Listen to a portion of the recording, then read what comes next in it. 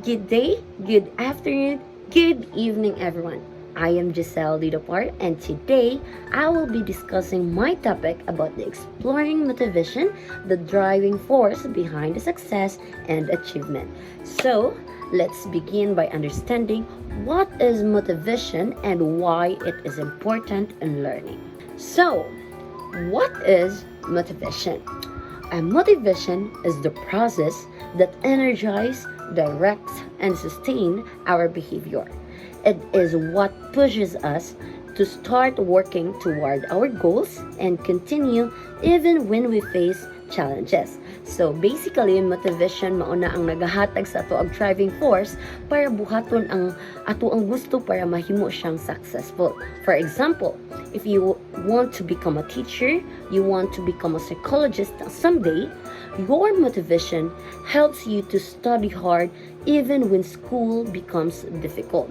So, ana sila, if gusto ka mahimong teacher someday, mahimo kang engineer someday, dapat jud daw naa kay motivation. So, unsa man imong motivation, kinsa ang imong motivation? So, i-comment ninyo diri sa ako ang video.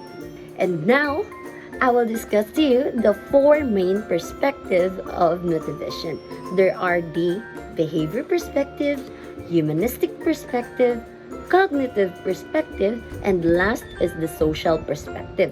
So each perspective, guys, explain motivation from a different point of view. So now, let's discuss them one by one. Are you ready? Okay. So first is the behavioral perspective. When we say behavioral perspective, this perspective says that people are motivated by rewards and punishment. So, motivated daw ang tao pag na makadawat sila og reward. Pero doon yung mga tao, kita mga tao gina-avoid na to ang maghimo og mga bad nga mga habit or mga bad nga mga buhatonon para dili ta maka-receive og punishment. So, for example, students study harder because they want a good grades, awards, and recognition.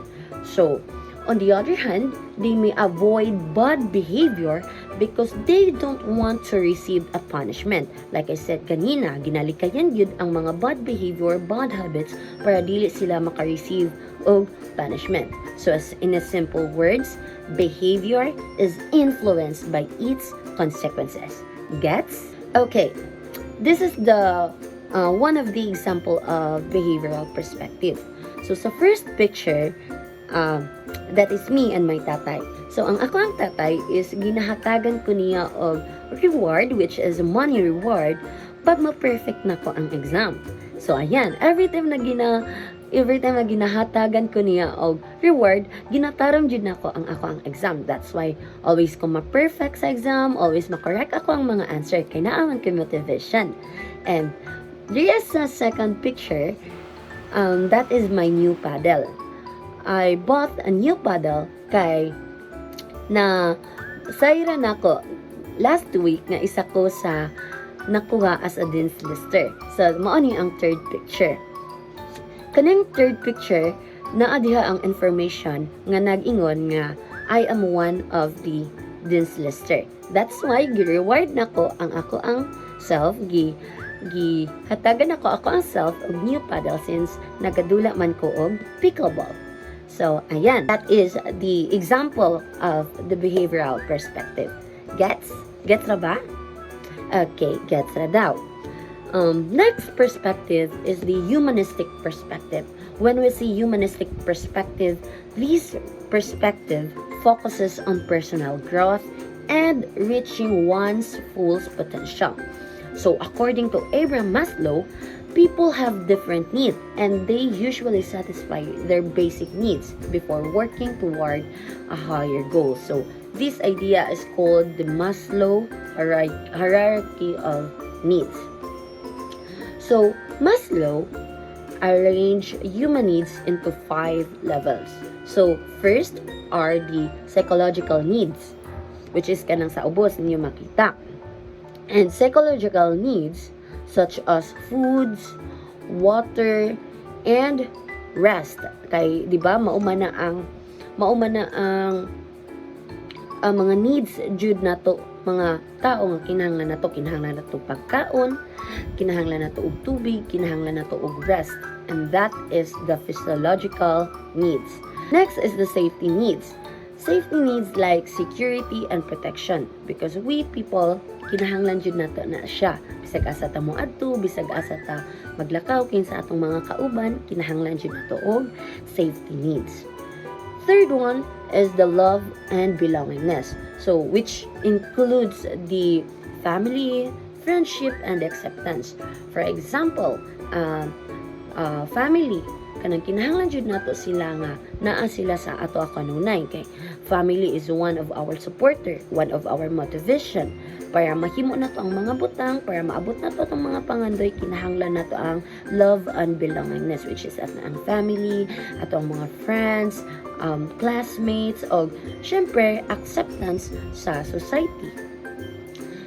So sa STEM needs, dira nato mag-gain ang respect, self-esteem, status, recognition, strength, and freedom. Because sa STEM needs, diha ma-involve ang ato ang mga confidence, ato ang diha ma-boost, diha makita ang ato ang confidence sa ato ang lawas kanang every time nga i-encourage ta, i-encourage ta sa ato ang family, sa ato ang friends, sa ato ang mga loved ones, diha mo gawas ang ato ang self-esteem, diha mas mugana nga ato ang self-esteem. Okay, last one is the self-actualization. So, there is self-actualization, there ang tao or we people, there na ang i-reach na to ang ato ang highest potential na mahimong best version sa ato ang selves. So, Maslow believed that lower needs should generally be met before higher needs become the main source of motivation. So, before nato ma-meet ang ato ang best version of ourselves, kinahanglan sa nato unahon ang ato ang katong physiological needs, safety needs, love and belongingness, katong naa sa pinakauna before nato maabot ang pinaka fullest nato nga needs, which is the self-actualization. Okay. Gets? So next perspective is the cognitive perspective. Cognitive perspective says our thoughts, beliefs, and goals influence our motivation. So people are more motivated when they believe that they can improve and succeed. So our mindset greatly affects how we respond to challenges. For example, two students, Sarah and Marcos, are in the same college in the algebra class. So both of them just received a failing grade of 55% of their first major midterm exam. So si student A, which is si Sarah, nagahatag siya og negative cognitive schema. Sarah gets a low grade and thinks that I'm not good at math. So, si Sarah daw nakadawat og gamay nga score and ginahuna-huna na niya nga dili siya maayo sa math. She believed that she cannot improve, so she stopped studying, skips class, and eventually dropped the course. So, kay naguna-huna man si Sarah nga dili siya maayo sa math, wala na siya nag-study, iyahan ang ginaskip ang iyahang klase, o ang last kay iyahan nagyong gidrop ang iyahang subject. So, that is the negative cognitive of schema. Okay, for the student B, which is si Marcos, nagahatag siya og positive cognitive refrain. Unsa ni siya nga example? Marcos gets the same low grade but thinks that he needs to better study more strategy, unlike ang Sarah. Si Sarah is nagahatag siya og negative cognitive schema, which is gi-stop na niya ang pag-schools, gi-skip niya ang mga class, wala na siya nag-study. Kato, niabot sa point nga niyon na siya spell kay dili man siya hawod sa math. Unlike kang Marcos, na nagahatag og positive refrain, nagapangita siya og strategy para mas mo improve ang iyahang study. So, mo to nag-enroll siya og class. Ngondria, he changes his study habits and gets this tutoring and improves his next exam score to 85. So, from 55%, nahimong 85% ang grade ni Marcos tungod kay nangita siya og pamaagi nga mas mo improve siya, and that is one of the example of cognitive perspective. Ayun. So next is the social perspective. What is social perspective? So this perspective explains that people are motivated through relationship and sense of belonging.